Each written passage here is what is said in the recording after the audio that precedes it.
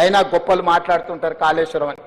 అందుకే ఈరోజు ఇంజనీర్లుగా నేను మీకు సూచన చేస్తున్నా, మీరు ఆదర్శంగా తీసుకోవాల్సిన ప్రాజెక్టులు నాగార్జున సాగర్, శ్రీశైలం, ఉస్మాన్ సాగర్, హిమాయత్ సాగర్ అయితే ఎలా కట్టకూడదో, ఎలా కడితే ప్రజలకు నష్టం జరుగుతుందో చూడాల్సింది కాళేశ్వరం.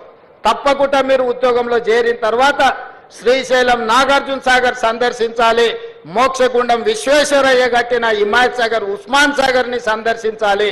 అదేవిధంగా ఈరోజు మీరు కాళేశ్వరాన్ని కూడా సందర్శించి ఎందుకు ఇంత భూయిష్టమైన ప్రాజెక్టులు నిర్మాణం జరిగినరు, ఎక్కడైనా చిన్న ఇల్లు పూరు గుడిసె కట్టుకున్నా కూడా పునాది తవ్వి కనీసం ఆ భూమి ఎట్లుంది, చదును ఉందా, లూజ్ ఉందా, లేకపోతే హార్డ్ రాక్ ఉందా, సాఫ్ట్ రాక్ ఉందా, ఎట్లుందో మనం ఒక అంచనాకు వస్తాం.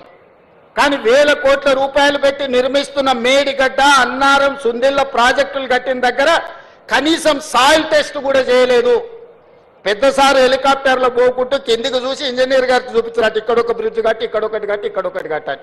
వారు పేపర్ మీద రాసుకున్నారు, కిందికి వచ్చారు, కాంట్రాక్టర్కి ఇచ్చారు, ఆయన కట్టిండ్రు. ఇంత అధ్వానంగా గాల్లో నుంచి ప్రాజెక్టులను చూపించి 80,000 పుస్తకాలు చదివినా నేనే ఇంజనీర్ను, నేనే డాక్టర్ను, నేనే లాయర్ను, నేనే అని ఈరోజు నేనే దొంగనని ఆయనే చెప్పుకునే పరిస్థితులు ఈరోజు రాష్ట్రంలో దాపురించినాయి. అందుకే ఇంజనీర్ల పనే చేయండి. పొలిటికల్ ఎగ్జిక్యూటివ్స్గా మీరు ఇచ్చే సాంకేతిక పరమైన సమాచారాన్ని ప్రాతిపదికన ప్రాజెక్టులు కట్టాలా లేదా పాలసీ డెసిషన్ మాత్రమే పొలిటికల్ ఎగ్జిక్యూటివ్స్ చేయాలి. ఇంజనీర్లు చేయాల్సిన పని ప్రజాప్రతినిధులు, మంత్రులు, ముఖ్యమంత్రులు చెయ్యకూడదు. అట్లా చేస్తే ఏమవుతుందో కాళేశ్వరం ఒక ఉదాహరణ. ఇంజనీర్ల గౌరవం ఇంజనీర్లకు ఉండాలి. మీరు కష్టపడి చదువుకున్న అసిస్టెంట్ ఎగ్జిక్యూటివ్ ఇంజనీర్గా మీ ఉద్యోగ బాధ్యతలు మొదలు పెడితే చీఫ్ ఇంజనీర్ కావాలి, లేకపోతే ఇంజనీరింగ్ చీఫ్ కావాలంటే 30 ఏళ్ళు శాఖలో కష్టపడి మెట్టు ఎక్కుకుంటూ వస్తే ఇంజనీరింగ్ చీఫ్ అనే ఉద్యోగం వస్తుంది. కాలం కలిసి వస్తే ఎమ్మెల్యే కావచ్చు, మంత్రి కావచ్చు, ముఖ్యమంత్రి కావచ్చు, 3 ఏళ్ళలోనే 2 ఏళ్ళలోనే. ఇంజనీరింగ్ చీఫ్ 30 ఏళ్ళు అయితే కానీ కాలేరు. 30 ఏళ్ళోడి అనుభవం, గాలి కొట్టుకొచ్చిన అవకాశంతో గాలి మోటార్లు తిరుక్కుంటూ ఇక్కడ బ్రిడ్జులు కట్టండి, ఇక్కడ బారేజులు కట్టండి, ఇక్కడ రిజర్వాయర్లు కట్టండి అని చెప్తే ఎట్లా జరుగుద్దో, ఏం జరుగుద్దో కండ్ల ముందల కాళేశ్వరం ఉంది.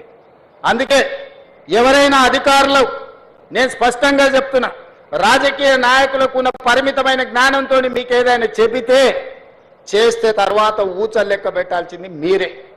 ఎందుకంటే ఈరోజు వచ్చిన విచారణలు, నిన్నమన్న విజిలెన్స్ అండ్ ఎన్ఫోర్స్మెంట్ కానీ, నేషనల్ డ్యామ్ సేఫ్టీ అథారిటీ ఇచ్చిన నివేదికలు కానీ ఇవన్నీ చూస్తే మొత్తం అధికారుల పేర్ల మీద రాసి పెట్టారు.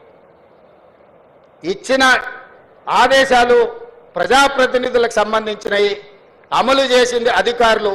ఇవాళ విజిలెన్స్ అండ్ ఎన్ఫోర్స్మెంట్ కానీ ఎన్డీఎస్ఏ నివేదికలలో మొత్తం అధికారులను ఉరిదీయమని ఈరోజు వాళ్ళు నివేదికలు ఇచ్చింది. అంటే ఈరోజు ఏది పడుతుంది కళ్ళు మూసుకొని చేస్తే ఏం జరుగుద్దో కాళేశ్వరం ఒక ఉదాహరణ.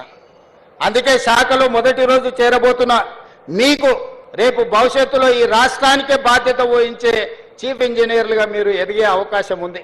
మీరు కట్టే ప్రాజెక్టులు భవిష్యత్ తరాలకు మీరు అందించవలసిన బాధ్యత మీ మీద ఉన్నది.